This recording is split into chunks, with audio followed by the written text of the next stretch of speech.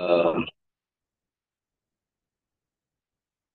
melanjutkan kuliah pemuliaan tanaman dan saya diberi amanah oleh koordinator untuk memberikan eh, kuliah selama 4 kali pertemuan. Ya, pada ini kita akan membahas metode pemuliaan dan seleksi untuk tanaman monyet silang.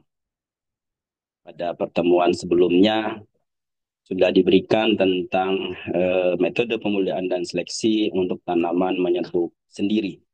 Ya, mengapa tanaman itu dikelompokkan ke dalam tanaman menyerbu silang? Karena secara alami persentase penyerbukan silangnya lebih dari 95%. Ya, demikian juga untuk tanaman menyerbuk sendiri. Kenapa disebut dengan tanaman menyerbuk sendiri? Karena persentase menyerbuk sendiri lebih dari 95%. Ya. Nah, jadi mengapa menjadi ya, persentase penyerbukan silangnya secara alami ada yang dengan angin, sebagian dengan serangga untuk membawa polen ya ke kepala putik. Jadi kalau misalnya letak polen dan kepala putik itu berjauhan, meskipun dalam satu bunga putiknya panjang, ya posisinya lebih jauh, ya. Jadi tangkai putiknya lebih panjang, tangkai eh, tangkai kepala putiknya lebih panjang, ya. Lalu kemudian polen berada di bawahnya, ada kemungkinan persentase menyerbu silangnya besar, ya. Atau posisi atau letak letak polen dan putiknya itu pada bunga yang berbeda meskipun pada tanaman yang sama, ya. Jadi misalnya pada jagung itu eh, polennya ada di atas, kemudian putiknya yang berupa rambut itu silk ada di bawah, ya, terpisah dia, sehingga untuk kemudian mereka bertemu itu lebih sulit, ya. Lalu kemudian atau terletak pada tanaman yang berbeda, misalnya pada salak itu kepala putik dan polennya terletak pada tanaman yang berbeda, tidak hanya pada bunga yang berbeda tapi tanaman berbeda, ya, sehingga pasti terjadi penyerbukan silang seperti itu, ya. Atau kalau tadi adalah fisik, ya, letaknya juga ini apa eh, waktu matangnya polen dan kepala putik itu tidak sama, ya. Sehingga eh, betina sudah matang, jantannya belum. Kalau jantannya sudah matang, betinanya belum. Ini sehingga betinanya akan mendapatkan polen dari tanaman lain. Atau kombinasi daripada itu, misalnya pada jagung itu kombinasi. Ya, jadi eh, polen dan putiknya terletak pada bunga yang berbeda dalam satu tanaman, tapi matangnya polen itu lebih cepat dibandingkan dengan eh, putik. Ya, kalau pada kelapa sawit ya malah berbeda waktu. Ya, kalau lingkungannya bagus muncul bunga betina, lingkungannya kurang bagus muncul bunga jantan. Jadi posisi jantan dan betina itu sama, ya, bisa muncul jantan dan betina pada tempat yang sama tergantung dari lingkungan, ya. Sehingga kelapa sawit juga termasuk menyerbu silang. Kemudian bisa juga halangan kimia akibat dari alel es misalnya pada beberapa tanaman, ubi jalar misalnya, ya. Baik itu sporofitik maupun gametofitik, ya. Sehingga jika dia mempunyai alel S yang sama, sama-sama S1 dengan S1, tidak memungkinkan terjadi pembuahan meskipun penyerbukan terjadi. Ya, polen jatuh di kepala putik, tapi kepala putik tidak memberikan nutrisinya sehingga polen tidak berkecambah. Dengan demikian, maka tidak terjadi pembuahan meskipun terjadi penyerbukan. Itu contohnya pada ubi jalar atau kubis-kubisan itu yang banyak fenomena seperti itu. Yang disebut dengan cell incompatibility.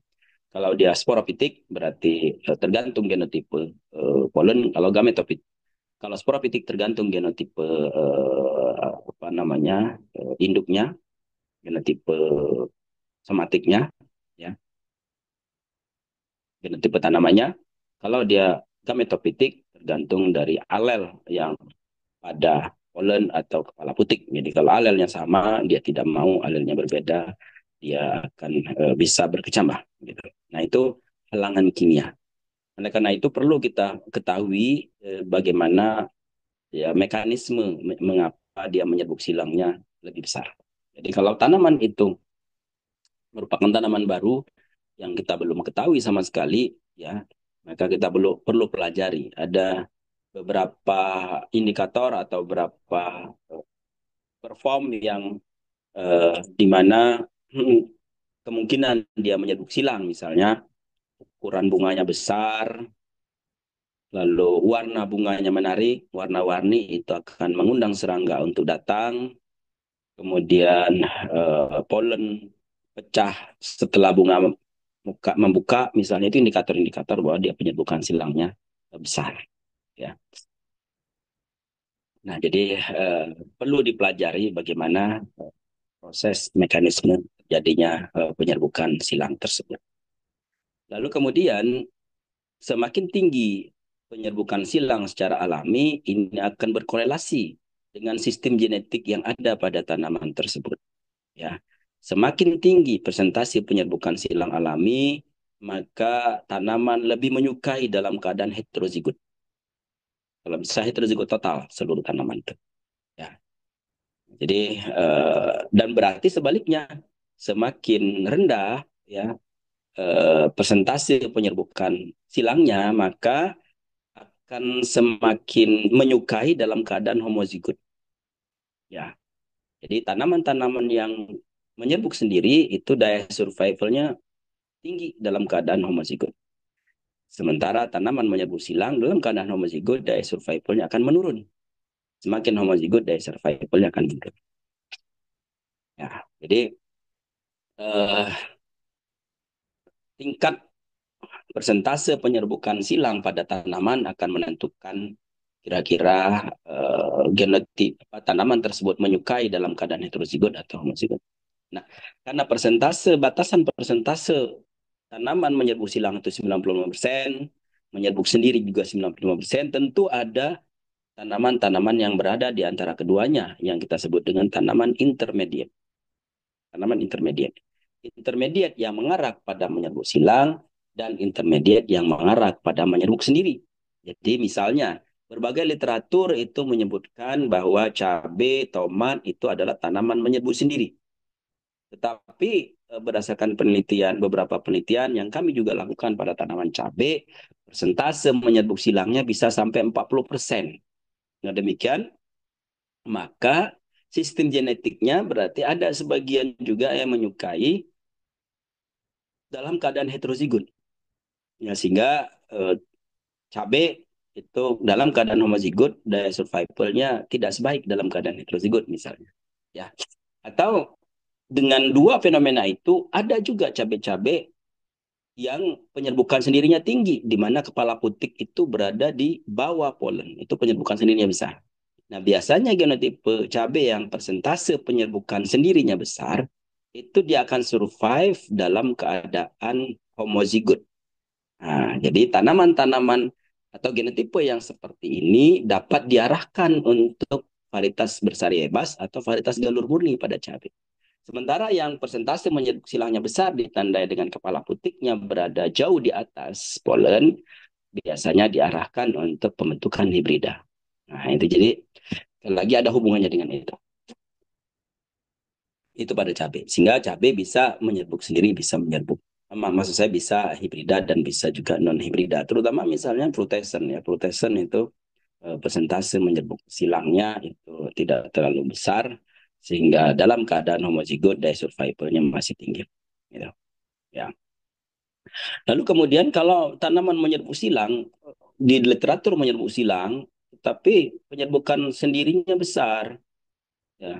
Jadi misalnya pada kelompok mentimunan ya teman-teman kemarin yang penelitian tentang paria, mentimun, kemudian oyong, kelompok itu persentase menyerbuk sendirinya bisa lebih dari 10%. Kenapa bisa demikian? Karena bunga jantannya banyak di sela-sela atau di antara bunga jantan itu ada bunga betina. Sehingga serangga tidak mungkin dia pilih-pilih langsung ke bunga betina, dia mesti akan hinggap dulu di jantan kemudian masuk ke bunga betina. Terutama tanaman-tanaman yang eh, apa namanya eh, yang bunga jantan dan betina alat kelamin jantan dan betina terletak pada bunga yang berbeda, tetapi masih dalam satu tanaman. Jadi ada bunga betina, bunga jantan dalam satu tanaman. Karena tidak semua mentimunan itu demikian. Ada juga mentimun yang hermafrodit, misalnya melon itu hermafrodit, ya, sehingga penyerbukan sendirinya bisa antar bunga, antar polen dan putik pada bunga yang sama. Nah, jadi untuk tanaman-tanaman yang seperti ini, maka daya survival dalam keadaan homozigot itu lebih baik. Artinya galur murni tanaman mentimunan, ya, kelompok cucurbitaceae itu tidak terlalu mengalami tekanan tangkar dalam, tidak terlalu mengalami inbreeding depression galur-galur murninya. Ya, bahkan pada melon misalnya galur murni biasa-biasa saja karena memang eh, konsumen juga tidak menginginkan melon yang terlalu besar, sekilo cukup gitu ya.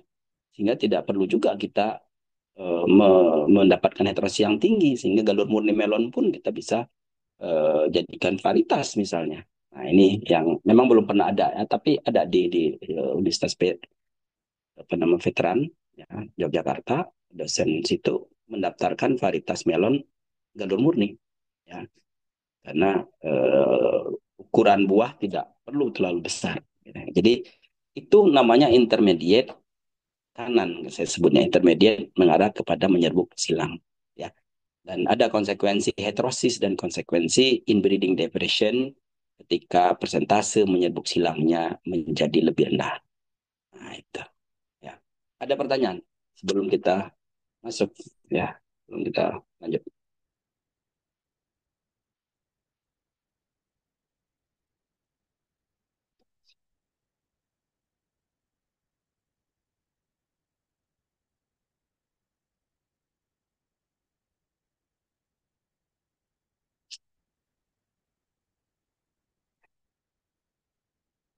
Nah, sehingga yang kita bisa bicarakan pada pertemuan ini itu adalah bagaimana sistem genetik tanaman menyerbu silang, apa saja varietas tanaman, kemudian pembentukan populasi dasar, dan bagaimana metode seleksinya.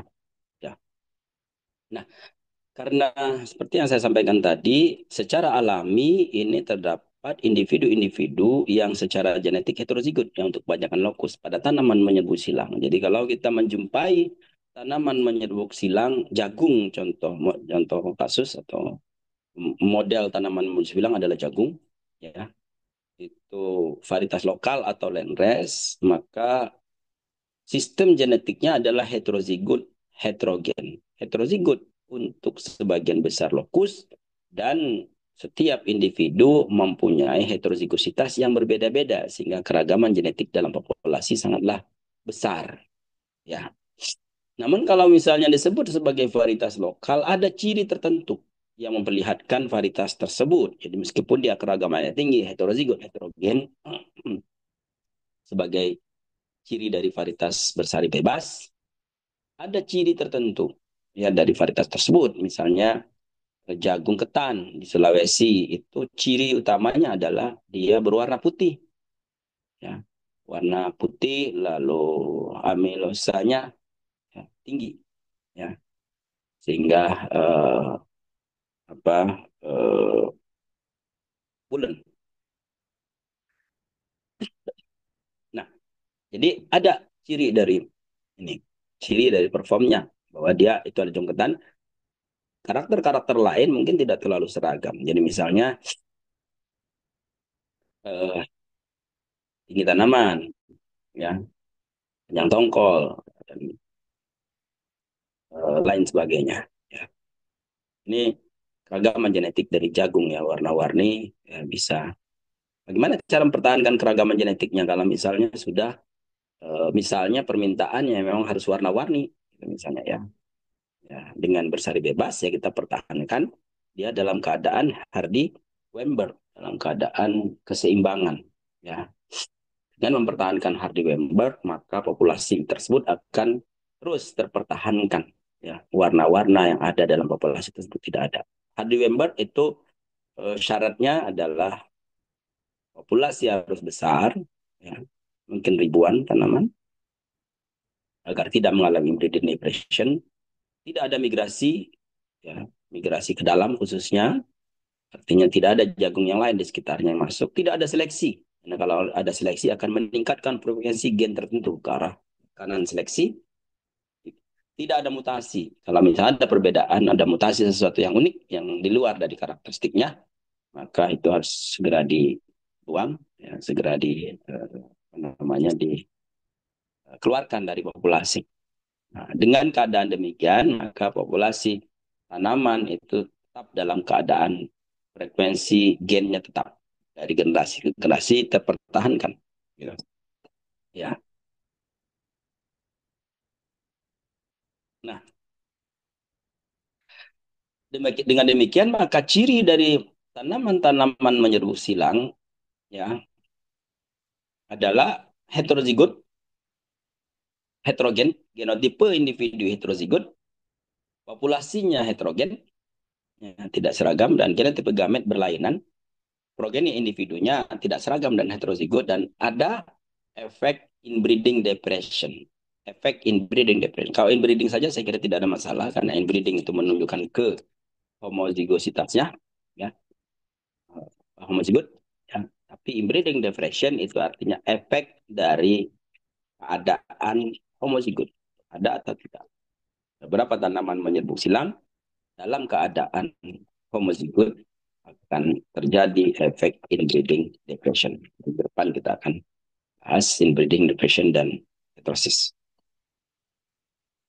Nah, ini adalah ciri ya, ciri sistem genetik dari tanaman yang dikelompokkan ke dalam tanaman menyerbu silang. Seperti yang saya sampaikan tadi, tanaman model adalah jagung, sementara cucurbitacea itu tergantung daripada populasinya. Barangkali sebagian besar itu penyerbukan sendirinya lebih dari 10%. Nah, kalau kita sudah mendapatkan varietas tertentu, ya, varietas lokal misalnya, maka keragaman itu akan bisa dipertahankan dari generasi ke generasi dengan adanya Hardy Weinberg seperti yang saya katakan tadi, dengan populasi besar maka terjadi kawin acak, ya, kemudian tidak ada migrasi, tidak ada mutasi dan lain sebagainya, frekuensi genotipe tetap sama dari generasi ke generasi. Nah, tanaman-tanaman yang penyerbukan silangnya tinggi seperti ini, dia akan baik, survivalnya akan baik kalau berupa varietas hibrida, di mana di seluruh lokus itu dalam keadaan heterozigot atau bersari bebas. Nah, ya, jadi awal-awal kita awal-awal perkembangan perbenihan di Indonesia tahun 80-an, batas bersari bebas saya kira masih banyak. Tapi sekarang varietas hibrida yang mendominasi karena ternyata pembentukan varietas hibrida itu lebih mudah dibandingkan dengan pembentukan varietas bersari bebas. Nah, ya. Nah, jadi eh, apa namanya akan survive dalam keadaan heterozigot total untuk semua lokus. Ya. Dan itu bisa diperoleh dengan tiga cara: varietas hibrida, varietas bersari bebas, dan varietas klonal. Karena klonal juga bisa memperangkap memperangkap genotipe-genotipe heterozigot. Ya, genotipe heterozigot sudah bagus, maka diperbanyak secara vegetatif, itu akan selalu sama dari generasi ke generasi. Kalau tidak bisa vegetatif, mau tidak mau, yang terbaik varietasnya adalah hibrida. Ya. Jadi varietas baru yang seragam, saya kira ini. Dan dari tadi, ketika kita Frekuensinya kita tingkatkan dari sini. Frekuensinya kita ingin misalnya kita seleksi mau meningkatkan seperti apa. Setelah dapat populasi dasar kita ingin warnanya apa. Kemudian kita seragamkan. Ya. Jadilah yang seragam putih, seragam kuning, seragam hitam. Tapi kalau ingin dia tetap beragam, karena konsumen juga kadang-kadang tidak ingin yang seragam, ingin yang warna-warni, kita bisa membuat dia bersari bebas atau varietas hibrida yang ketuanya tidak terlalu murni atau varietas hibrida yang mungkin tidak hibrida silang tunggal. Ya. Kalau hibrida silang tunggal masih satu warna nantinya. Nah, ada pertanyaan dengan sistem genetik itu?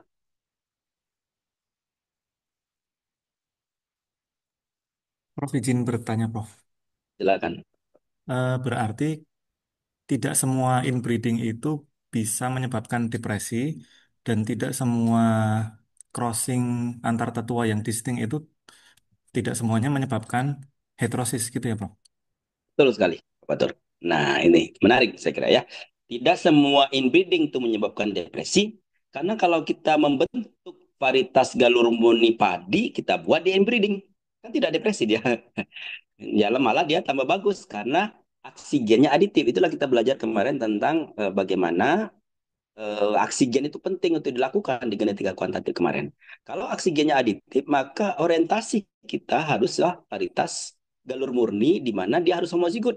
Karena dalam keadaan heterozigot lebih jelek dibanding homozigot dominan kan gitu. Ya. Dalam keadaan heterozigot karena dia aditif, misalnya A kecil itu menyumbang satu, A besar menyumbang dua, dua tambah satu kan tiga.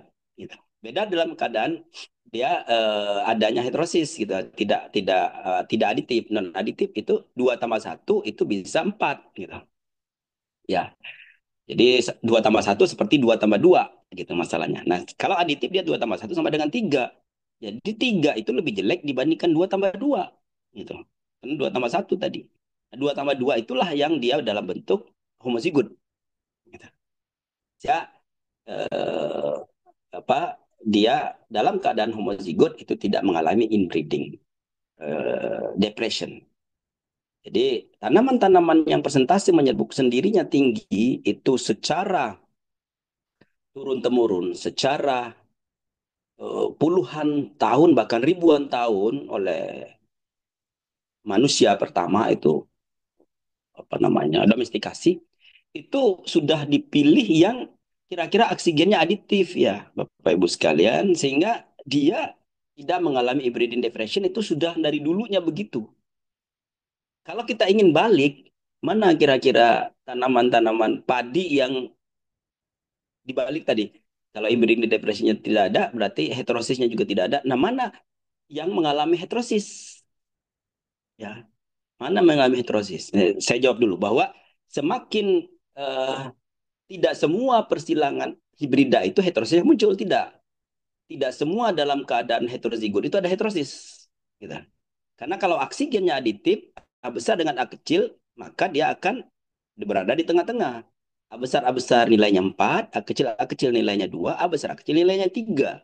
Nah, itu kan berarti kan hibridanya tidak muncul yang bagus, berada di tengah-tengah. Itu menjawab tadi ya Pak Badon. Jadi dia tidak dalam keadaan baik, dalam keadaan heterozigot. Artinya tidak selalu heterozigot itu baik, ya. Tidak selalu homozigot itu buruk. Nah, tergantung oksigennya. Itu penting kita belajar genetika kuantitatif kemarin. Apakah oksigennya aditif atau oksigennya non aditif. Nah, jadi kalau misalnya ingin kita tanaman yang menyerbuk silangnya, yang menyerbuk sendirinya itu sudah bertahun-tahun sudah di alam itu sudahlah oksigennya selalu aditif pada padi itu selalu. Lalu tiba-tiba di 10 tahun terakhir, 20 tahun terakhir pengen padi hibrida. Nah, itu maka harus dicari lagi itu yang sudah disingkirkan oleh nenek moyang kita yang tidak terseleksi itu kan ya. Padi-padi yang tidak terseleksi itu disingkirkan itu tumbuh secara alam, dicari yang persentase menyerbuk silangnya lebih besar. Maka pemulia-pemulia Cina itu mencari padi-padi yang penyerbuk silangnya besar, 5%, 10% gitu. Dicirikan dari membukanya membukanya bunga itu lebih lama gitu ya, sehingga terjadi penyerbukan silang oleh angin. Karena serangga tidak tertarik, bunganya kecil, warnanya tidak menarik. Cari yang memukanya banyak sehingga heterosisnya lebih tinggi. Nah, itu yang dicari. Jadilah itu yang genotipe-genotipe hibrida. Gitu. Sebaliknya, nah sebaliknya ini sekalian, selama perkembangan pembentukan varietas hibrida di tahun 1940-an itu menyebabkan inbreeding depression terlalu besar pada jagung, ya. Sehingga dicarilah jagung-jagung yang tidak mengalami inbreeding depression terlalu besar. Nah, tidak mengalami breeding depression terlalu besar, agar apa? Agar produksi benihnya itu tidak terlalu mahal. Kalau yang breeding depression terlalu besar, itu menjadi sulit karena tongkolnya kecil, perform tanamannya tidak bagus, sehingga produktivitasnya rendah. Oleh karena itu dicari pada jagung yang inbreeding depressionnya tidak terlalu besar. Akibatnya memang heterosis tidak terlalu bagus juga. Jadi yang penting bukan heterosisnya yang bagus, yang penting adalah performnya lebih baik daripada pembanding kan gitu ya, kita pemuliakan gitu.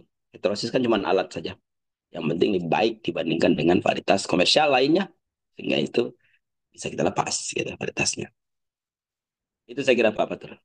Ada lagi? Bertanya, Prof. Silakan Pak Haji. Eh, Kalau misalkan dalam program untuk pembuatan hibrida kan tetap harus ada maintaining parentalnya, Prof ya. Kalau dari parentalnya kemudian terjadi depresi tadi, Prof, apakah nanti juga hibridanya akan berubah, Prof? Kalau misalnya parental yang sudah menjadi galur murni itu mengalami depresi, apakah juga berubah ini? Nah, ini yang perlu kita kaji sejak awal. Jadi dia nanti kan makin lama kan makin inbreeding depression ke bawah, ke makin homozigot kan makin inbreeding depression. Lama-lama kan dia stabil inbreeding depression pada level tertentu cukup karena dia sudah homozigot. Nah, lalu kita cross, bagaimana? Kalau kita cross dengan yang lainnya antar tetua yang sudah mengalami breeding depression, lalu muncullah heterosis yang tinggi, muncullah varietas yang bagus, itu karena tetuanya sudah mentok inbreeding depressionnya, sudah homozigot, tidak akan ada perubahan lagi, Pak Haji. Tidak akan perubahan lagi. Nah, kecuali kalau kita potong kompas, misalnya di generasi keempat sudah mengalami inbreeding, lalu kemudian mulai kita cross kan gitu ya.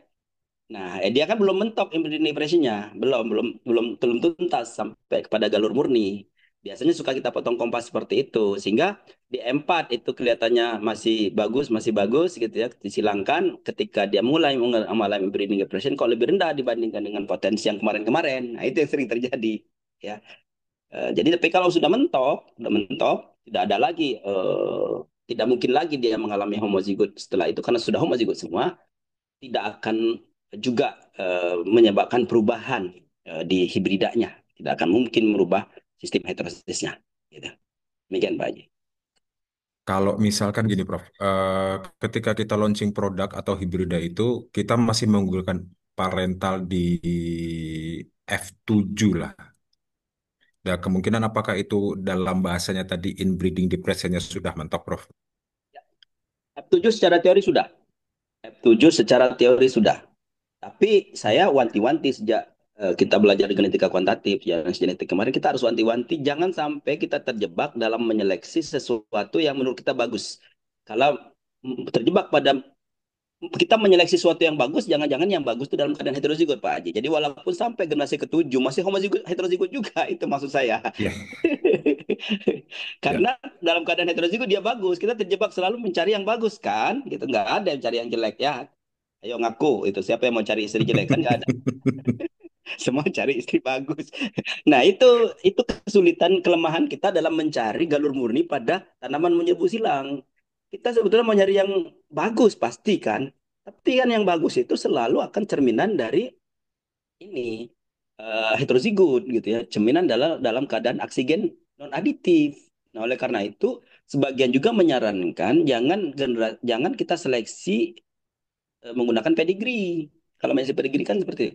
Kita seleksinya nanti kita udah selesaikan dulu sampai dia homozigot baru seleksi. Tapi kan kita rasanya gimana laporannya ya? Kalau tiap tahun tidak diseleksi, hasilnya apa gitu misalnya. Kita ditanya sama perusahaan, mana hasilmu tahun ini? Hasil seleksinya. Enggak apa, enggak saya seleksi gitu. Karena katanya tidak nunggu homozigot, nunggu 3 tahun lagi baru seleksi. Nah, itu sehingga Kalau saya di Komisi PPT kemarin itu, semua hibrida-hibrida itu nggak ada yang seleksinya di generasi lanjut. Semua seleksinya mulai generasi kedua, F2 seleksi, F2 seleksi. Sama saya kira kami juga perguruan tinggi juga dikejar-kejar IKU gitu, dikejar-kejar luaran sama. Jadi setiap tahun kita perlu melakukan seleksi. Nah, oleh karena itu harus ini mengetahui ya karakter-karakter yang kalau seperti ini kita seleksinya, oh kemungkinan heterozigot nih. Jangan gitu. Mungkin harus agak yang sedang-sedang mengarah kemana. Emang tidak mudah gitu. Mungkin dengan marker molekuler akan bisa membantu sesungguhnya itu ya. Kalau perform itu selalu kita karena ada aksi gen non aditifnya yang muncul, kita kemungkinan terjebak kepada yang heterozigot terus yang kita ambil. Dengan demikian, kalau kita terambil yang heterozigot, di generasi ketujuh itu bisa sih ada yang heterozigot gitu ya. Demikian ya Pak Haji. Ya. Makasih, Prof. Ada lagi Banyak, Prof. yang lain? Ya, siapa? Ada Saya, lagi? Prof. Silakan, Mas Rahim. Ya, ini mungkin masih nyambung dari Boleh Pak Aji. semuanya boleh curhat lah di sini ya. Ini terkait Silakan. dengan inbreeding depression, Prof. Ya, ya. Ada nggak, Prof, buat mengurangi atau memecah biar supaya tidak terjadi inbreeding depression? Karena untuk di Brassica sendiri ketika kita melakukan double haploid pada tanaman Brassica, inbreeding depressionnya Sar, eh, sangat tinggi, Prof. Nah, ini kan juga keterkaitannya kita akan kesulitan ketika untuk produksi benih. benihnya. Ya, ya, itu yang saya sampaikan tadi. Itu yang permasalahan pada jagung di sekitar tahun 40-an, 50-an, 60-an, saya kira masih itu. Dengan demikian mereka mengambil strategi itu tidak single cross jadinya, double cross. Nah, kalau double cross itu ada masalah di keseragaman kan sebetulnya ya kalau double cross. Kita makanya tetap ngejar single cross. Nah, kalau kita lihat yang terjadi pada jagung itu penyelesaiannya adalah ternyata di alam itu ada saja jagung-jagung yang penyerbukan yang inbreeding depression tidak terlalu besar. Biasanya mereka mengambil celah yang tadi, Mas Rohim dan Bapak Ibu sekalian, mengambil celah di mana dia presentasi menyerbuk silangnya sendirinya agak tinggi.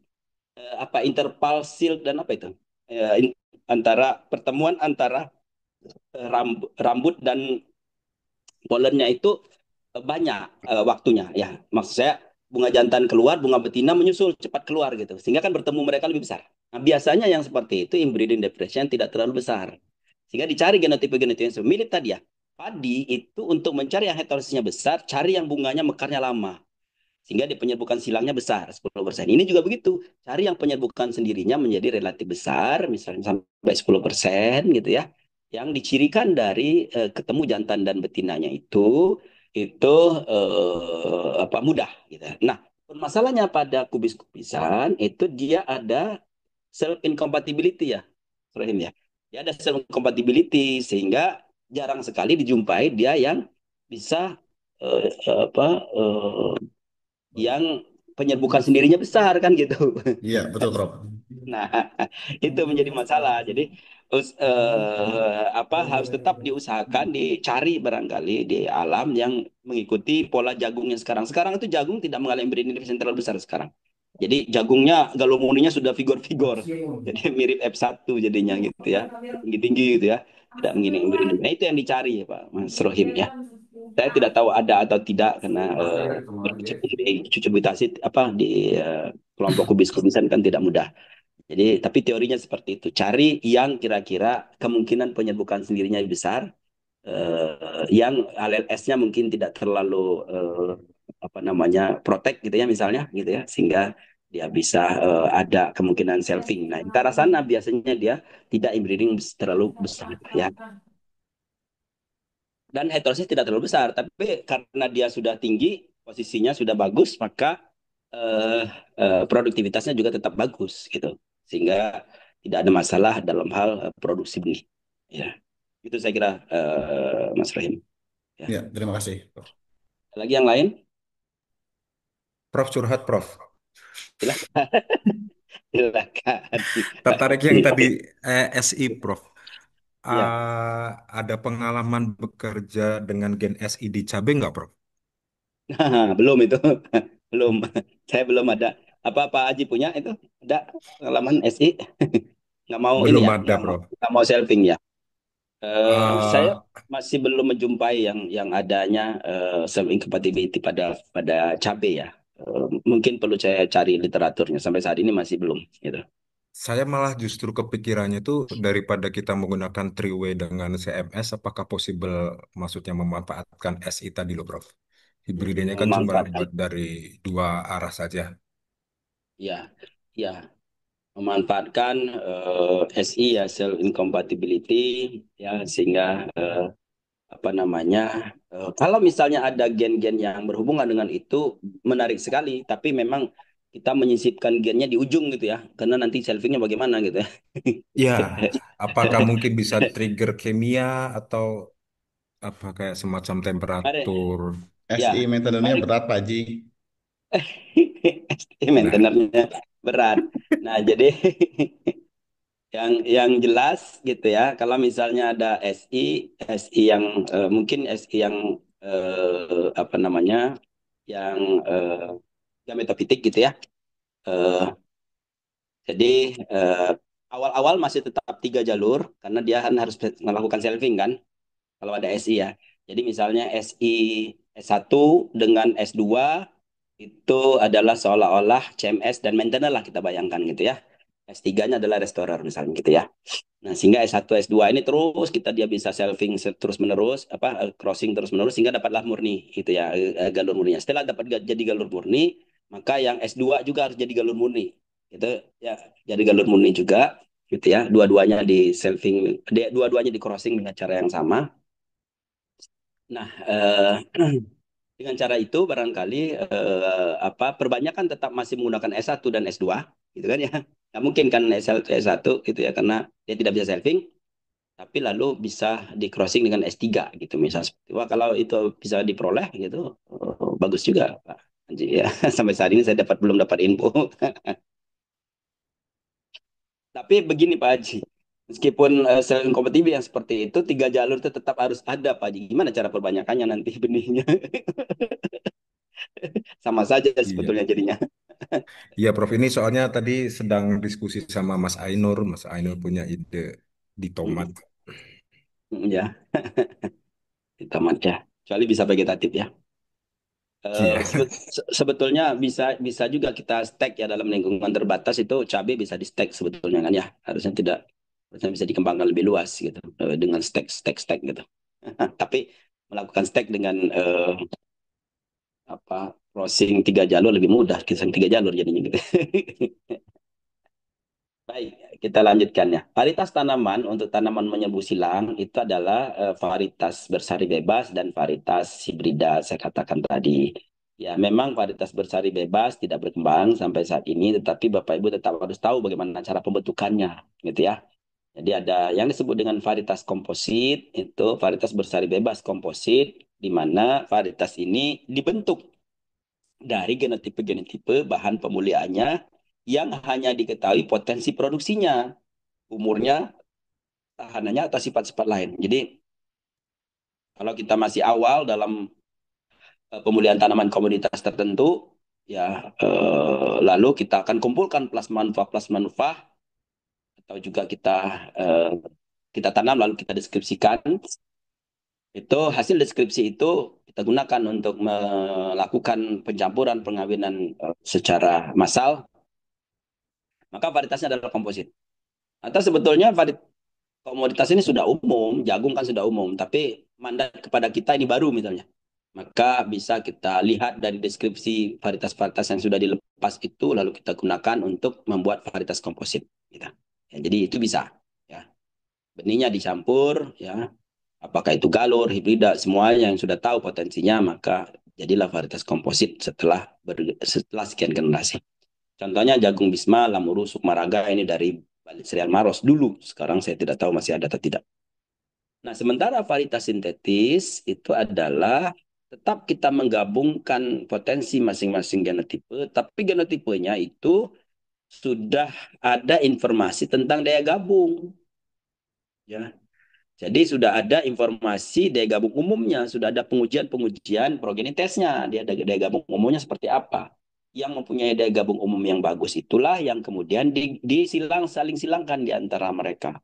Hasilnya menjadi varietas sintetis yang kemudian contohnya serikandi kuning dan serikandi putih. Sekali lagi ini aja contoh saja, apakah masih ada atau tidak saya tidak tahu.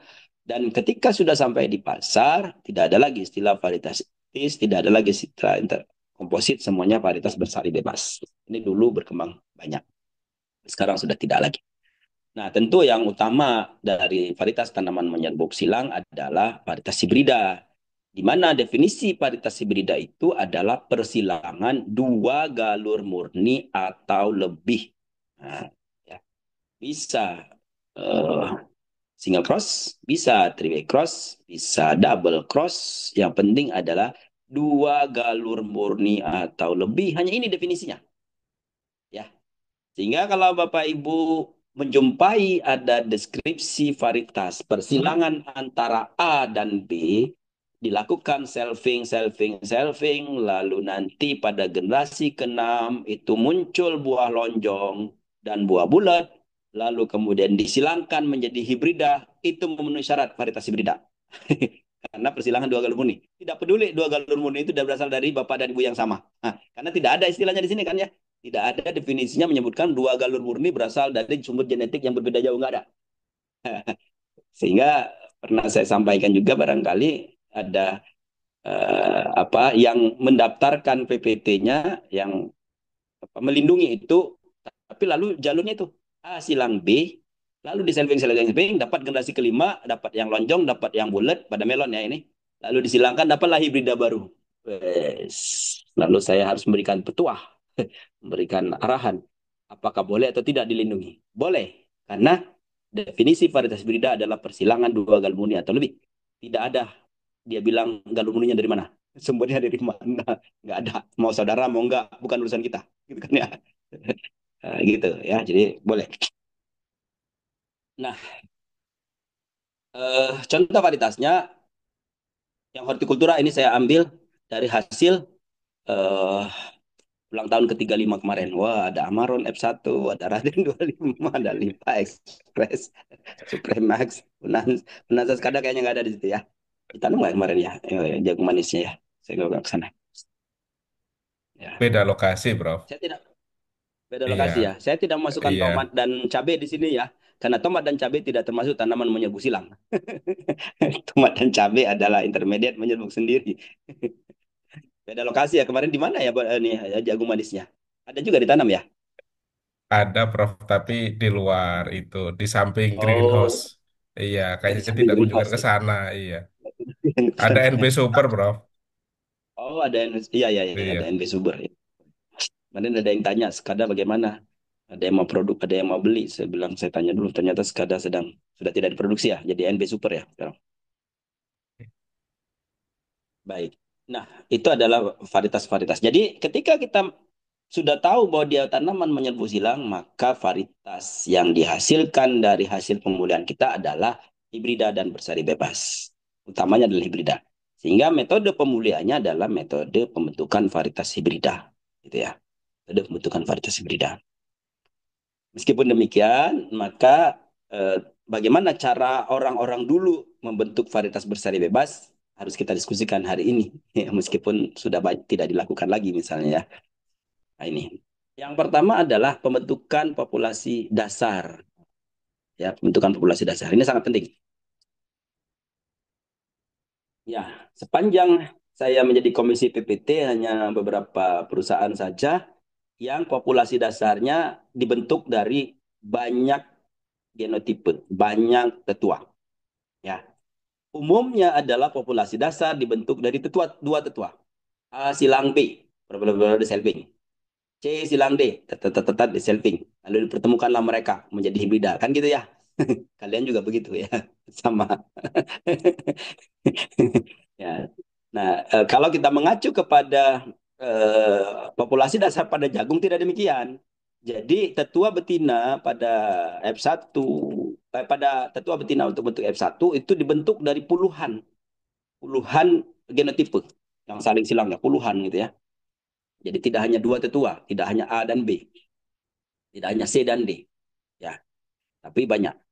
Tapi saya bisa memaklumi karena Bapak Ibu misalnya sudah punya A dan B, di mana A dan B, C dan D itu sudah kumpulan dari genetik yang bagus-bagus. Karena kan makin ke sini itu makin banyak gen-gen yang sudah berkumpul karena sudah puluhan tahun dilakukan kegiatan pemulihan tanaman gitu ya. Sehingga sesungguhnya ketika kita milih A, ketika kita milih B, sebetulnya A itu adalah kumpulan dari banyak genotipe sebetulnya dulunya pada saat pembentukan A gitu ya, misalnya. Sehingga menjadi gen-gen yang terkumpul sudah bagus ya.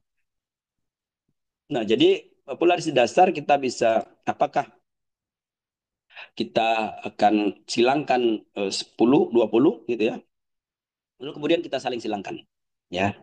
Jadi persilangan hanya antar populasi terpilih yang ini berbeda untuk sifat yang akan dimuliakan, sedangkan sifat lainnya sama atau hampir sama. Misalnya kalau kita akan melakukan pemuliaan pada jagung ketan, maka ya sifat ketannya harus ini apa, warna putihnya misalnya sama, yang lainnya apa yang akan ditingkatkan gitu ya. Saling silangkan karena apa, dengan memasukkan gen yang lain lagi, warna yang lain barangkali akan terus memudihkan lagi di situ ya. Nah, jadi kalau kita lihat mana tadi? Kalau kita punya, nanti sajalah minggu depan ya. Ketika ketika kita offline baru enak coret-coretnya, di sini nggak enak nyoret-nyoret. Offline saja biar enak nyoret-nyoret di papan tulis. Ya, nanti pembentukan populasi dasar itu seperti apa nanti saya simpan saja bahasa dasar, nanti minggu depan kita offline ya. Nah, ketika sudah punya populasi dasar yang terdiri dari banyak tetua, saya singgung sedikit lah kalau gitu. Jadi kalau kita punya banyak tetua,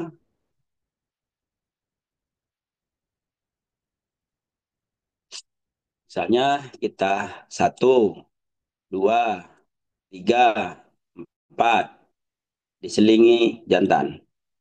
2, 3, 4 jantan. 2, 3, 4 jantan. 1/4 lah ya, biar jadi sunahnya. Kemudian di kelilingnya gitu kita jantan juga, keliling ini jantan juga. Nah, jadi kalau kita punya, misalnya kita akan menghilangkan 1, 2, 3, 4, 5, 6, 7, 8, 12, ada 12 genotipe. Kita ingin lakukan saling silang dari genotipe ini untuk pembentukan populasi dasar. Maka tanam setiap genotipe sebaris-sebaris sepertiga. Sepertiga sebagai betina,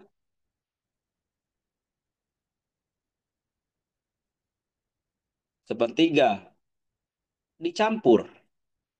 Campur, campur seluruhnya, campur 12-nya. Jadi sepertiga ini adalah dicampur untuk 12 yang akan digunakan sebagai jantan. Ya, sepertiga simpan. Jadi sepertiga itu sebagai betina, sepertiga benih, sepertiga dicampur dengan genotipe yang lain sebagai jantan, sepertiga disimpan. Mengapa perlu dicampur? Karena kita ingin terjadi saling silang di antara mereka, tidak ingin selfing, sehingga pada saat data seling ini bunga jantannya keluar, maka jantannya dari campuran yang sudah kita sumbangsikan, minimal kan kawin saudara, ya tidak kawin sendiri, selfing. Maka terjadilah saling silang di antara semuanya, karena jantannya adalah campuran, ya betinanya adalah masing-masing satu generasi. Panen lagi, baris ini, baris ini, baris ini, panen lagi, ditanam lagi di baris yang dengan cara yang sama dengan ini, ya. Ada yang sebagai ditanam sebagai betina, ada yang sebagai jantan dicampur, lalu kemudian akan terjadi saling silang lagi, ya, sampai antara kedua belas ini sudah tidak bisa dibedakan lagi keseragamannya, keragamannya, sudah tidak bisa dibedakan. Ciri dari kedua belas masing-masing sudah tidak bisa dibedakan, saking beragamnya. Sampai disitulah kita berhenti membentuk populasi dasar. Populasi dasar terbentuk, baru kita mulai selfing untuk membentuk tetua hibrida. Demikian yang dilakukan sesungguhnya, gitu ya. Jadi biasanya saya katakan kita menyilangkan A, populasi dasar dari dua tetua, A silang B, ya, lalu dapatlah F1, dapat F1 di selfing jadi F2. Dari F2 inilah diseleksi macam-macam dapat, dianggap F2 itu adalah populasi dasar. Gitu. Lalu C silang D. Nanti dengan cara yang sama dapatlah F2 populasi dasar. E silang F. Dapatlah populasi dasar sini. Dari populasi dasar itu selfing terus menerus sampai generasi ke-6 ke-7, lalu kemudian cari daya gabung umum, daya gabung khusus di antara ini, lalu carilah daya gabung khusus yang terbaik di antara populasi-populasi itu, dapatlah hibrida yang baru. Gitu. Ini saya katakan yang ini yang umum dilakukan oleh teman-teman ya, untuk mengambil jalan pintas. Karena populasi dasar di sini terbentuk ini yang saya diskusikan tadi, yang saya sampaikan ini, itu mungkin memerlukan 4 sampai 5 generasi baru terbentuk populasi dasarnya saja. Kita belum melakukan selfing. Gitu ya. Yang mana kalau dibentuk populasi dasar dari persilangan dua tetua itu hanya memerlukan waktu 1 tahun. 1 tahun setengah. Karena musim ketiga kita sudah dapat F2 sebagai populasi dasar. Untuk kita selfing. Itu. Ya.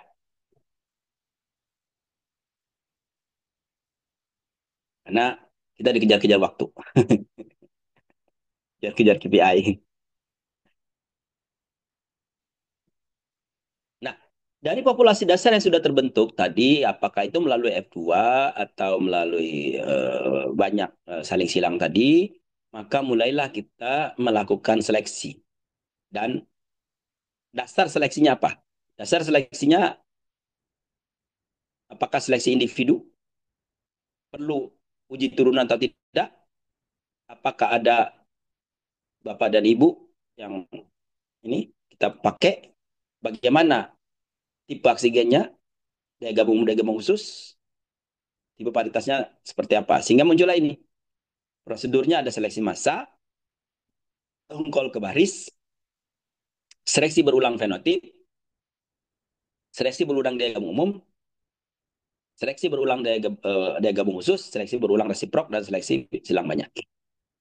Prosedur ini, metode seleksi ini didasarkan kepada dasar seleksi yang sebelah kiri. Misalnya, kalau kita fenotipenya individu tanaman, tanpa diketahui tetua jantan, tanpa diketahui tetuanya, salah satu tetuanya tidak diketahui, yang jantan biasanya tidak diketahui, kalau jantannya diketahui beda. Lalu tidak ada uji keturunan, seleksi massa namanya. Tinggal diambil aja individunya, seleksi digabungkan, maka namanya seleksi massa. Ya, seleksi massa. Itu seleksi yang paling mudah, murah, dan sering dipakai oleh pemulia-pemulia awam, pemulia-pemulia yang petani pemulia. Ya. Ini ya, jadi klasifikasi seleksinya, seleksi massa, seleksi outro, dan sebagainya. Nah, Bapak Ibu sekalian,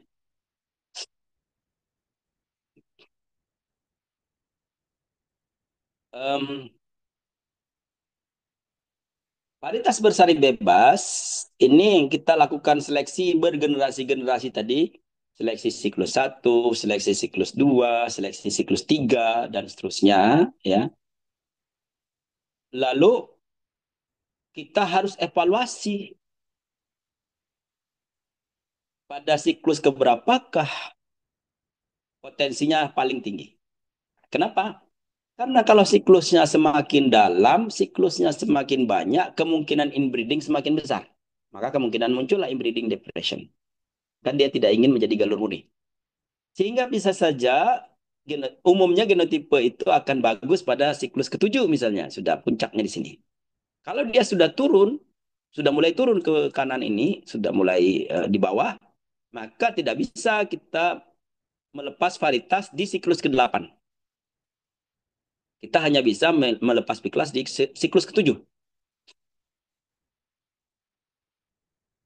Bahkan ada yang siklus ketiga sudah kita lepas karena siklus keempat dan seterusnya sudah menurun.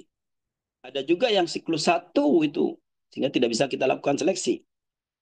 Jadi kalau kita evaluasi sampai 10 siklus dan performnya ini beda-beda begini, di mana ini adalah siklus 7 ini bisa harus dilepas di siklus 7, maka kita harus kembali ke benih yang kita simpan tadi di siklus ke-7.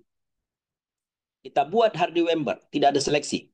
Tapi kita perlu untuk mengeluarkan yang tidak diinginkan. Sehingga kita mulai menjaga varietas itu dalam keadaan keseimbangan Hardy Wember, tapi yang genotipe atau karakter-karakter yang tidak diinginkan mulai kita keluarkan, kita seragamkan. Tapi tidak boleh lakukan seleksi terlalu intens karena dia akan inbreeding depression. Ya. Atau kalau misal di generasi siklus ketiga ternyata harus ini agak berat nih siklus ketiga karena siklus ketiga biasanya keragamannya masih sangat tinggi, gitu ya. Nah ini tidak bisa kita lakukan seleksi lagi, harus kita mulai perlakukan sebagai HD ember. Gitu. Nah artinya pada tanaman menyerbu silang, di mana kita akan menghasilkan varietas bersari bebas, tidak bisa kita katakan semakin panjang siklusnya semakin baik. Agak berbeda dengan menyerbu sendiri. Kalau padi kan sampai generasi ke-7, ke-8 makin bagus. Nah, kalau jagung tidak bisa. Belum tentu siklus ke-10 itu lebih baik daripada siklus ke-7, saya katakan di sini. Ya, bisa menjadi buruk. Nah, bagaimana kalau siklusnya sudah turun begini, tetapi belum tercapai potensi produksinya? Kalau gitu ini kan sudah tercapai, jalan dilepas. Tapi kalau ini sudah mulai turun, tidak bisa kita lepas karena dia masih kurang. Misalnya kita targetnya 12 ton. Maka ini harus diimprove lagi, harus masuk lagi gen yang lain ke sini. Ya, agar dia naik sehingga muncul memasuk lagi ke siklus yang baru. Gitu. Karena kalau dilepas di sini terlalu rendah, potensi produksinya belum capai. Maka dia harus diimprove lagi potensinya itu dari genetik-genetik yang dari luar. Ya. Sehingga dari sini kita mungkin bisa naik begitu lagi dan seterusnya. Gitu. Ya. Ada pertanyaan dengan siklus ini?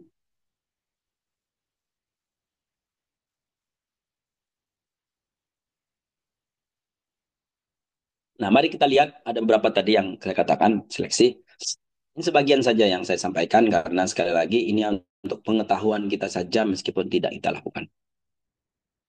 Yang pertama adalah seleksi massa. Seleksi massa tanaman menyerbu silang. Dasar pemilihannya adalah individu-individu tanaman. Dasar penilaiannya fenotipe. Bahan seleksinya populasi kawin acak tadi, populasi yang sudah menjadi populasi dasar. Ya, mudah kita laksanakan, murah, dapat dilakukan pada populasi besar, dapat menekan terjadi silang dalam karena populasinya besar. Namun kelemahannya memerlukan tempat penanaman yang terpisah dari populasi lain. Satu lokasi hanya bisa dapat satu calon varietas.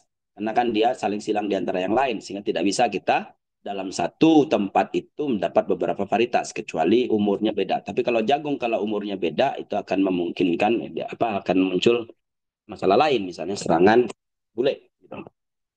Sehingga harus beberapa lokasi kalau akan mendapatkan 4 galur, 4 lokasi, 5 galur, 5 lokasi gitu ya. Gitu. Maka saya katakan tadi, pembentukan varietas hibrida menjadi lebih mudah di sini. Karena hibrida bersebelahan bisa kita lakukan, karena kita bisa isolasi bunga, isolasi individu tanaman, bisa. Dan itu bisa melakukan selfing. Kalau seleksi massa tidak bisa. Ya.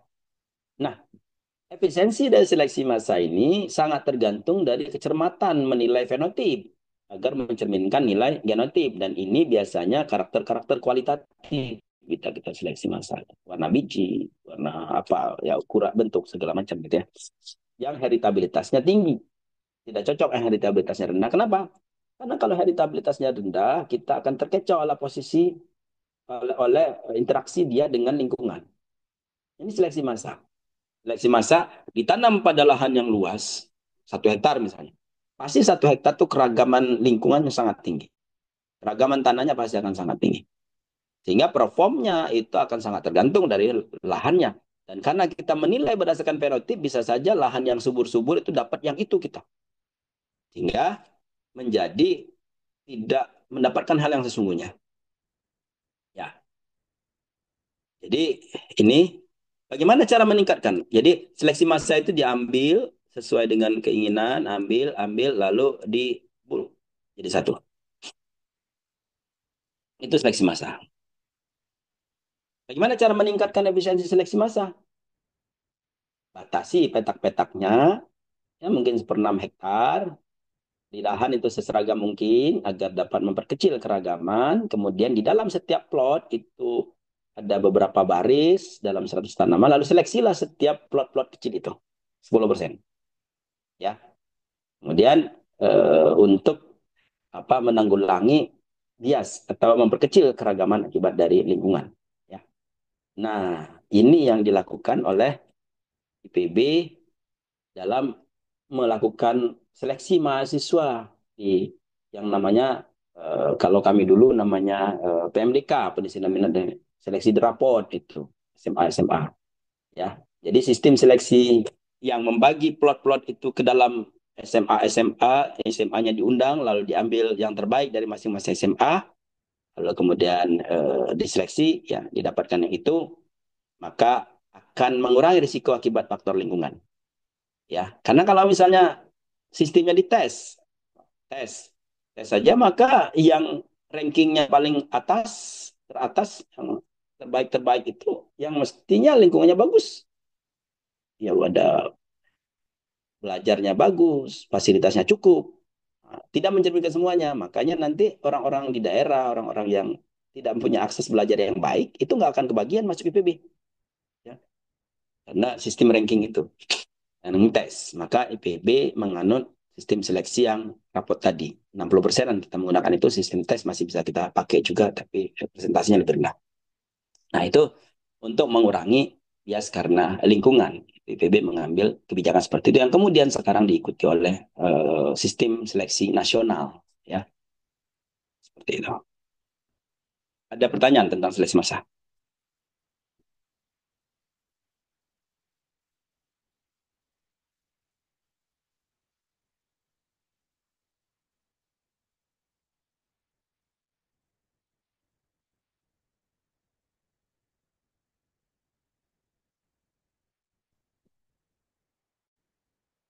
Berikutnya adalah seleksi tongkol ke baris. Nah, seleksi tongkol ke baris itu sekali lagi seleksi massa itu populasi dasar kita lakukan seleksi, ya. Jadi bentuk dulu populasi dasar baru kita lakukan seleksi. Demikian juga seleksi tongkol ke baris, populasi dasar itu kita ambil satu satu tanaman, satu tongkol, lalu dibariskan, lalu ditanam pada generasi berikutnya ke dalam satu baris yang dikenal sebagai seleksi saudara tiri, hapsip. Karena tanaman diseleksi hanya diketahui tetua betinanya kalau pada jagung. Ya, jantannya tidak tahu, kita ambil saja itu yang betinanya, lalu kemudian kita tanam dalam satu baris. Ya, kenapa tongkol? Karena awalnya adalah dari jagung. Meskipun kita menggunakannya tidak hanya pada tongkol, misalnya mentimun juga bisa, ya, tongkol ke baris. Ya.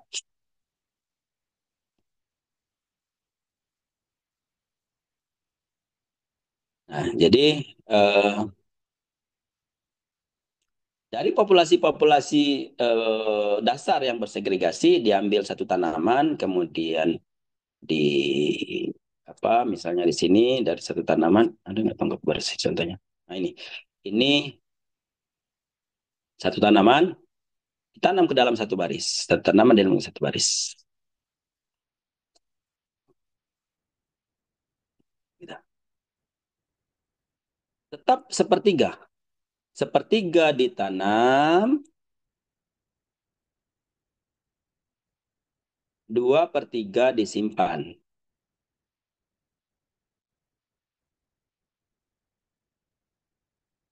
Lalu sepertiga yang ditanam itu populasi dasar tadi kita evaluasi, tanaman-tanaman terbaik ya itu yang dievaluasi. Misalnya dapat yang ini 1, 2, 3, 4, 5, 6. Dapat 7 baris misalnya. Pada jagung jangan cuma 7 baris, harus ada banyak ya. Nah, dapatlah yang terpilih ini, tetapi bukan turunan ini yang dilanjutkan. Kita hanya mengevaluasi tanaman nomor 4 ini betul bagus, tapi kalau kita ngelihat informasi anak-anaknya bagus atau tidak, ternyata masih kalah dengan tanaman ini, tidak terpilih dia. Nah, ketika sudah terpilih, maka yang kita ambil adalah yang 2/3 tadi. Ya, sepertiga kita ambil, sepertiga disimpan. Ya. Nah, sepertiga yang diambil inilah yang kemudian kita saling silangkan, kita kawinkan. Ya, di antara tetua terpilih. Ya, tetua-tetua terpilih ini diambil lagi yang ini ada 7 tadi, lalu disaling silangkan. Ya, masuklah satu siklus. Masuk lagi, hasil saling silang, masuk lagi ke sini. Itu kira-kira. Ya. Hasil saling silang kan beragam lagi di sini, seleksi lagi, evaluasi lagi, ya hasil evaluasi itu yang kemudian disaling silangkan. Ya, kenapa tidak mengambil yang ini yang kita lanjutkan? Karena ini sudah tercemar oleh tanaman-tanaman tidak terpilih. Ya kan? Ini kalau kita memilih ini pada jagung pasti sudah terjadi saling silang di antara mereka. Sehingga kalau kita mengambil yang 7 ini, polen-polen yang tidak kita pilih ini akan juga mengganggu. Sehingga tidak kita ambil dari tanaman ini, kita akan ambil lagi dari tanaman tetuanya untuk kita saling silangkan. Nah, itu mengevaluasi hasil-hasil seleksi dari kita. Nah, uh,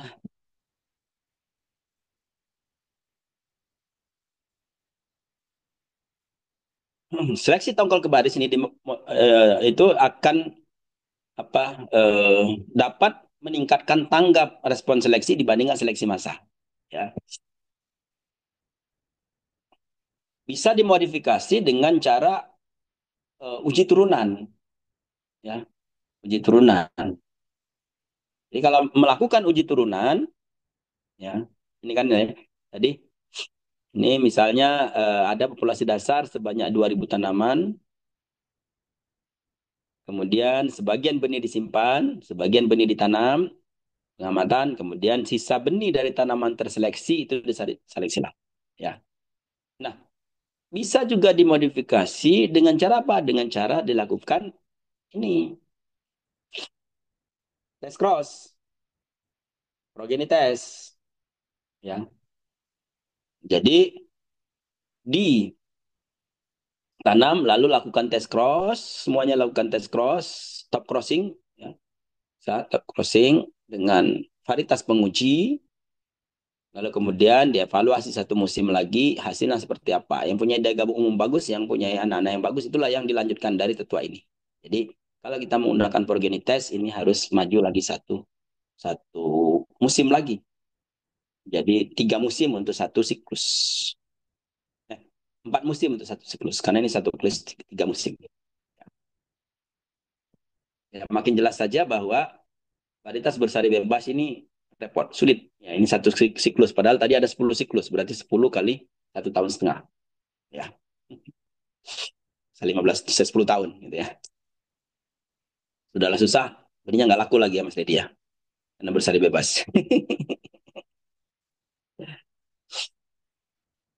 Yang berikutnya adalah seleksi berulang. Nah, seleksi berulang ini contoh ini ya.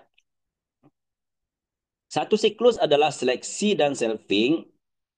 Sekali lagi ini adalah populasi dasar. Populasi dasar dari 12 tadi. Atau populasi dasar dari F2 ya. Bisa saja tadi F2 silang A dan B tadi. Populasi dasar. Nah,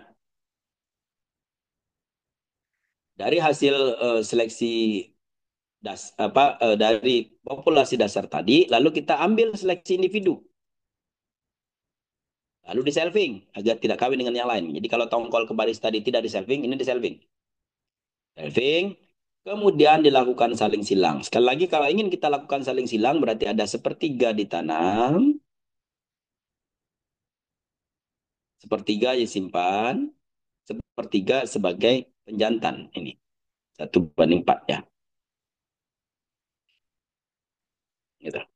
Ya, dibuat penjantannya ini sebagai penjantan lalu dijadikan saling silang agar tidak terjadi selfing. Ketika bunga jantan dari tanaman betina itu sudah keluar, kemudian dilakukan detailing. Ya, setelah dilakukan saling silang dari tanaman-tanaman terpilih ini, itu berarti satu siklus. Masuk lagi hasil saling silang itu kita hamparkan lagi, ya di satu hamparan, kemudian dilakukan seleksi lagi sesuai dengan kriteria seleksi yang telah kita tetapkan, selfing lagi, saling silang lagi. Jadi satu siklus itu satu selfing, satu seleksi dan selfing, satu saling silang. Itu satu siklus. Siklus kedua, siklus ketiga, sampai tadi siklus ke-10. Ya. Kalau sampai siklus 10 tadi berarti 5 tahun. Terakhir itu seleksi massa. Itu adalah seleksi recurrent selection, simple recurrent selection. Ya, mudah. Jadi tahun pertama itu seleksi dan selfing, tahun kedua saling silang, seleksi selfing, tahun dan seterusnya. Ya. Ada pertanyaan?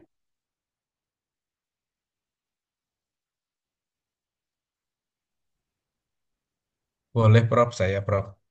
Silakan. Jadi, Nah, menarik ini, Prof. Kalau untuk yang pembentukan bersari bebas, ini di luar ini sih, Prof.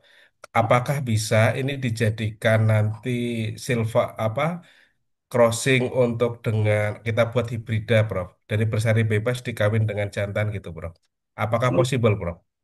oke. Dan itu Apa? dan nanti juga dilepas. Oke.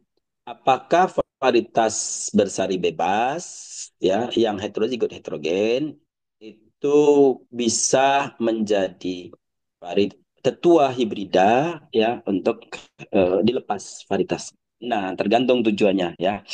Jadi kalau misalnya ingin memanfaatkan efek heterosis yang umum gitu ya, heterosis yang banyak untuk semua lokus, mau tidak mau kita harus jamin bahwa dia berupa galur murni tadi. Agar galur murni dengan galur murni kita pertemukan dapat yang heterozigot. Nah, sementara ini populasinya heterozigot, heterogen. Populasinya heterozigot, heterogen. Kita pertemukan itu adalah mengumpulkan gen-gen yang heterozigot, heterogen juga. Gitu ya. Nah, apakah secara aturan boleh? Ya, boleh-boleh saja persilangan dua ini. Tetapi apakah nanti hasilnya bagus? Kalau misalnya itu tujuan membuat dia tetap dalam keadaan keragaman tinggi, bagus saya kira. Misalnya tadi inginnya warna-warni tongkolnya, ya kan? Nah, ada kuning, ada hijau, tapi hibrida gitu. Jadi bisa dengan cara seperti ini, pasti akan warna-warni nanti, gitu. Anak turunannya. Nah, tapi apakah dia mempunyai keseragaman tinggi itu yang menjadi masalah di sini. Ya, menjadi masalah. Biasanya adalah hasil dari sini tetap di selfing beberapa kali. 2 kali, 3 kali selfing itu menjadi tetua hibrida. Ini lebih baik dibandingkan dengan kalau kita menggunakan dua tetua A dengan B saja. Jadi ini saling silang dapat itu populasi itu lalu di selfing beberapa kali itu langsung dapat varietas atau tetua untuk hibrida. Itu bagus sekali. Karena ini kumpulan-kumpulan dari gen-gen yang memang sudah bagus yang kita lakukan tadi, siklus berulang-ulang gitu ya. Gitu. Ini cara kita untuk mengumpulkan gen-gen bagus dibandingkan dengan kita langsung melakukan selfing lalu seleksi tadi yang saya katakan tadi ada kemungkinan kita akan loss karena kita selalu mencari yang bagus dia dalam keadaan heterozigot gitu ya. Gitu. Ya. Makasih Mas Dedi. Ya. Terima kasih, Prof. Nah, simple recurrent selection. Simple recurrent selection itu bisa kita modifikasi menjadi seleksi berulang daya gabung umum. Dari mana cara? Nah, pada saat eh,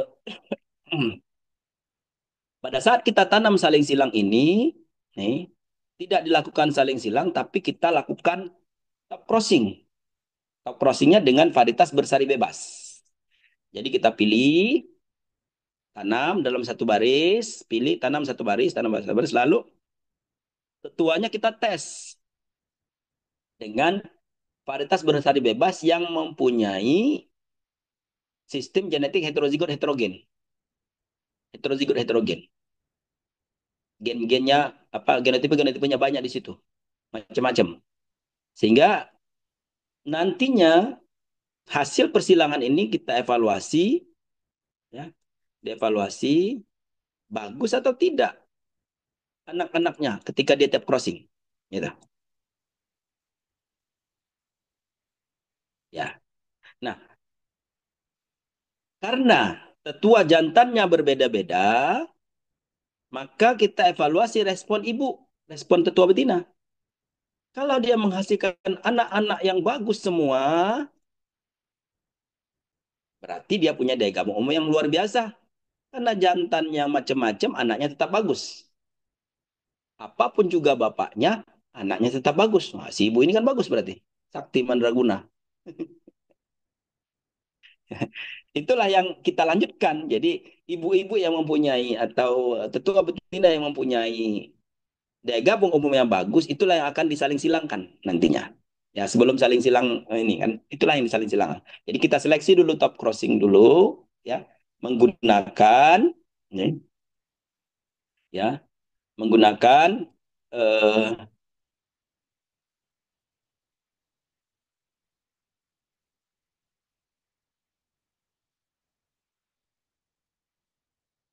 Paritas bersari bebas tester. Ya, paritas bersari bebas sebagai penguji. Bisa juga asal galur S1 atau populasi intinya adalah populasi heterozigot heterogen bisa silang ganda ya. Silang ganda yang heterozigot heterogen. Kita ingin mengevaluasi tetua betinanya ketika ditanam atau ketika dikawinkan dengan jantan yang punya genetik yang berbeda-beda. Ya. Jadi apa namanya dari satu tongkol tadi ditanam dalam satu baris, kemudian kita apa namanya kita top cross dengan yang lain.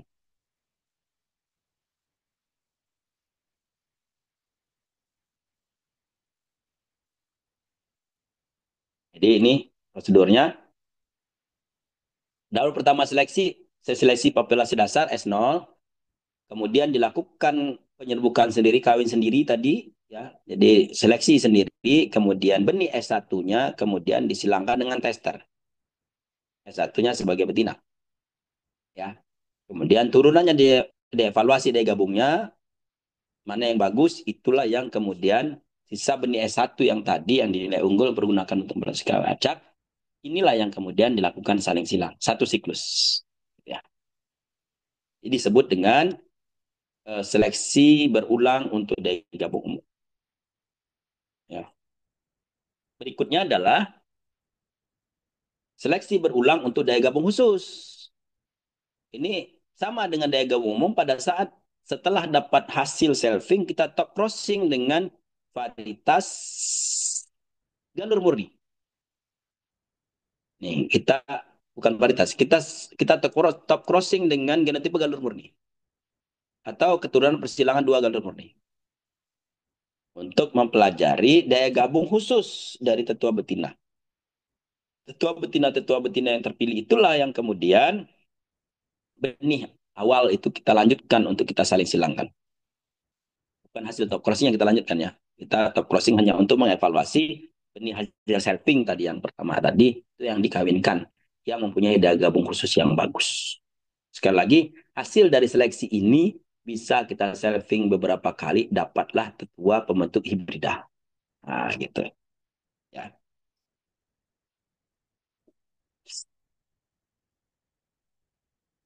Yang terakhir itu seleksi berulang resiprok. Ini digunakan untuk tanaman-tanaman yang tidak bisa bolak-balik. Jadi hanya sebagai betina, sebagai jantan, misalnya pada kelapa sawit.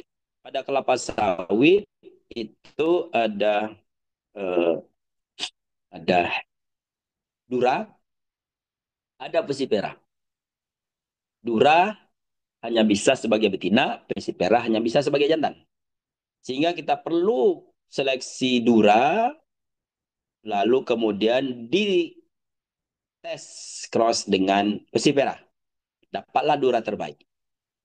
Kemudian seleksi pesipera di top cross di tes dengan dura. Dapatlah pesipera terbaik. Maaf, dapatlah pesipera terbaik. Dura disilangkan pesipera, dapatlah tenera. Jadi yang terbaik dari dura, terbaik dari pesipera, dapatlah tenera. Apakah tenera sudah bagus? Kalau belum bagus, seleksi lagi. Dia sebut dengan seleksi berulang. Ya. Tapi seleksi berulang di sini adalah di sebelah betinanya diseleksi, sebelah jantan juga diseleksi. Karena jantan dan betina nanti akan sebagai tetua hibridanya. Biasanya juga ini dilakukan untuk yang CMS ya. CMS juga begitu ya. Seleksi berulang untuk yang betina, yaitu ini seleksi berulang untuk yang jantan. Ya, pengetesnya adalah itu. Ya, betina, pengetes betina adalah jantan, pengetes jantan adalah betina. Ya.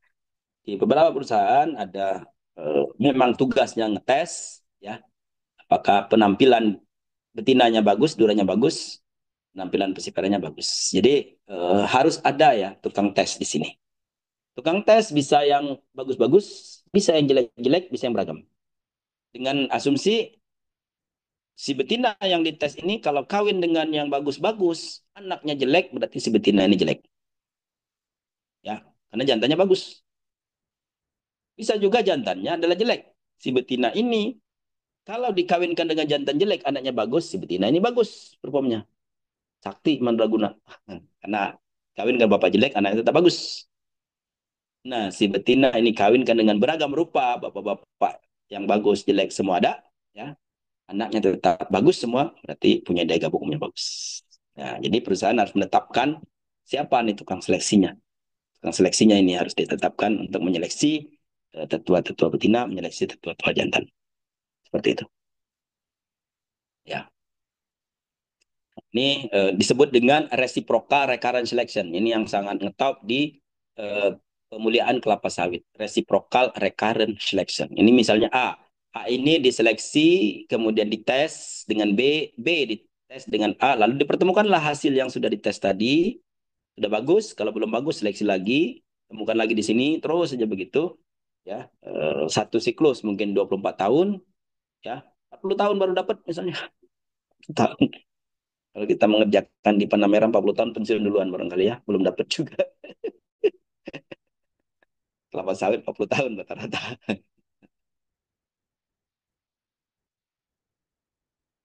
Itu saya kira sekali lagi ini hanya wawasan saja, tapi hasil dari seleksi berulang, hasil dari seleksi massa, hasil dari seleksi tonggol kebaris itu bisa kita gunakan sebagai tetua untuk hibrida tadi. Ya, jadi agar ada proses seleksi yang lebih intens di situ, lalu kemudian kita selfing untuk menggunakan tetua tadi agar tadi saya katakan kita tidak hanya didasarkan kepada perform penampilan dari F2 ke F3, selfing ambil satu, F3 ambil satu gitu ya, itu yang dilakukan sekarang. Yang banyak dilakukan orang maksud saya. Ya. Ada pertanyaan? Prof, nanya Prof. Ada di sini. Izin bertanya Silakan, Prof. Pak Jan. Ya, tadi soal Ya. penggunaan heterozigot heterogen sebagai tester untuk menguji daya gabung umum, Bro. Eh, apakah bisa kita menggunakan zigot galur murni lah? Dengan banyak galur murni, asumsinya ketika si female-nya itu dia bisa menghasilkan banyak F1 yang bagus dengan berbagai homozigot, itu bisa tidak Prof diambil kesimpulan bahwa female tadi juga mempunyai DGU yang bagus, Prof? Oke, bagus ya Pak Haji. Jadi bisa saja kumpulan-kumpulan dari galur murni, jadi benihnya misalnya kita menggunakan 5 galur murni, kita aduk-aduk aja, ya 5 galur murni campur benihnya, lalu kita tanam. Tetap aja kan keragaman tinggi kan sebetulnya. Cuman si betina itu kan mendapatkan polen dari galur murni A. Ini kita ambil jagung ya. Satu tongkol jagung itu satu biji dapat dari jantan A yang galur murni satu. Biji kedua dapat dari galur murni 2, biji ketiga dapat dari galur murni ketiga, maka anak-anaknya nanti akan kelihatan kalau bersilang dengan galur murni seperti apa. Ya. Nah, itu juga menjadi daya gabung khusus, Pak. Bukan daya gabung umum jadinya, apa? Daya gabung khusus nantinya. Tapi karena ini adalah kumpulan-kumpulan dari galur murni dan dia menunjukkan perform yang seperti apa anak-anaknya, jadi mirip ibu kawin dengan bapak A, walaupun bapak A ini galur murni, ibu dengan bapak B, bapak C, itu tetap itu akan mencerminkan daya gabung umum. Tetap, ya. Jadi karena dia silang dengan bapak A walaupun dia galur murni seperti ini. Silang dari bapak B walaupun dia galur murni seperti ini. Silang dari bapak C dan anaknya semuanya bagus, berarti dia mempunyai daya gabung umum yang bagus. Gitu. Ya, daya gabung umum yang bagus. Itu Pak, tetap seperti itu. Daya gabung semua galur murni cuma dari satu varietas atau satu galur. Jadi nanti si ibu ini kan biji itu kan masing-masing bijinya beda-beda tuh. Kawin dengan bapak yang cuma satu galur murni semuanya. Di situ anak-anak perempuan seperti apa itu daya gabung khusus namanya. Nah, oleh karena itu juga barangkali kalau ingin ini apa namanya ingin ngetes itu pada generasi lanjut barangkali untuk bagaimana mengarahkan ke spesifik ke galur murni yang mana sebetulnya dia lebih suka kan gitu ya. Itu sudah Ya. mulai mengarah kepada daya gabung khusus. Itu dalam hal evaluasi Pak Haji. Kalau ini kan masih seleksi. Kita seleksi. Nah, kalau sudah evaluasi, itu kita bisa menggunakan DGU DGK menggunakan dialel misalnya evaluasi itu. Pada saat evaluasi. Evaluasi galur murni namanya. Ya, galur murni. Prof, satu lagi, Prof. Kalau Silakan, Pak. tadi pembentukan populasi yang Prof jelaskan tadi dibandingkan dengan pembentukan populasi dengan magic population, ada plus minusnya nggak, Prof? Hmm. Magic population, ya, ini tanaman menyembuh silang sebetulnya ya. Magic population sebetulnya adalah pembentukan populasi dasar yang kita sebutkan tadi itu magic population sebetulnya.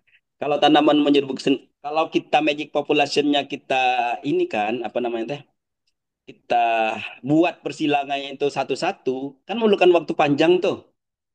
Pada musim satu A silang B, C silang D, E silang F kan gitu. Deret misalnya. Kemudian pada tanam kedua mulai digabung sampai semuanya bersilang. Itu sama saja Pak. Kita lakukan saling silang terus. Itu sama dengan magic population sebetulnya. Menggabungkan banyak tetua dalam satu genotipe. Cuma dengan cara yang kita langsung sejak awal sudah saling silang di antara mereka. Tidak per individu. Bedanya itu. Kalau mau populasi kan A silang B, C silang D, turunan silang lagi, silang lagi, silang lagi. Ada banyak yang kita lakukan itu untuk kontrol kita persilangan. Nah, itu sama sebetulnya. Genetiknya kan bauran juga jadinya. Gitu. Modifikasi dari magic population sebetulnya ini. Pembentuk populasi dasar yang saya maksudkan tadi pengerjaannya relatif lebih mudah maksudnya. Tinggal tanam dia terjadi saling silang. Kalau magic population kan secara manual kita pertemukan di antara mereka. Jadi dengan kata lain sesungguhnya populasi dasar itu adalah magic population. Sebetulnya. Ya. Makasih Pak Haji sudah mengingatkan Siap. tentang itu. Terima kasih, Prof. Ada lagi yang lain? Kalau tidak ada, sampai ketemu minggu depan, pemulihan mutasi masih ada sekali pertemuan lagi ya. Dan juga Jumat depan kita bertemu secara offline ya. Banyak lebih banyak yang bisa kita diskusikan pada saat offline. Terima kasih atas perhatian Bapak Ibu semua. Salam sehat selalu ya. Tetap semangat. Assalamualaikum warahmatullahi wabarakatuh. Waalaikumsalam warahmatullahi Waalaikumsalam wabarakatuh. warahmatullahi wabarakatuh. Terima kasih banyak, Terima kasih, Prof. Terima Prof. kasih, Pak Subur. Ya, Laporan Cek, terima kasih, Prof. data pemulihan gimana di mana, Cek?